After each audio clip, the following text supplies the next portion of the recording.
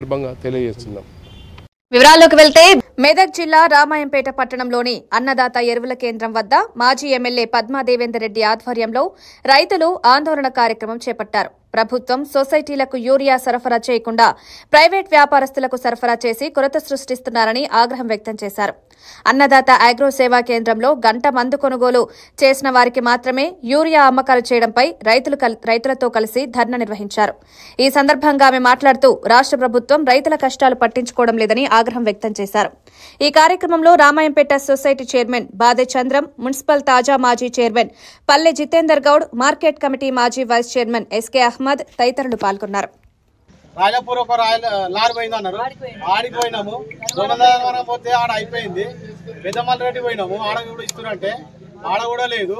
మళ్ళా రివర్స్ ఈడికి రామాయంపేట వచ్చేసినాము, ఈడ కూడా లేదు. ఈడ కూడా ఏంటంటే పాస్పోర్ట్ తీసుకుంటే అప్పుడు ఫస్ట్లా, ఇప్పుడు యూరి ఇస్తామంటారు. మళ్ళా గంట మంది తీసుకుంటే యూరి ఇస్తామంటారు. ఇప్పుడు గంట మంది మాకు ఏం అవసరము? పొలాలకు ఇప్పుడు యూరియా అవసరం, మాకు యూరియా కావాలి, మాకు యూరియా దొరకలేదు. దానికి గవర్నమెంట్ స్పందించి మాకు తొందరగా యూరియా సప్లై చేసే. ఎన్నడూ కొరతలేదు. ఎన్ని తీసుకున్నాం, కేసీఆర్ ప్రభుత్వం తీసుకున్నాము. ఈ కాంగ్రెస్ ప్రభుత్వం మాత్రం ఈ రైతులకు వచ్చింది ఘోష. ఇప్పుడు మళ్ళా ఇళ్ళనే మధ్యలో దళారులు మా పానాలు తింటారు.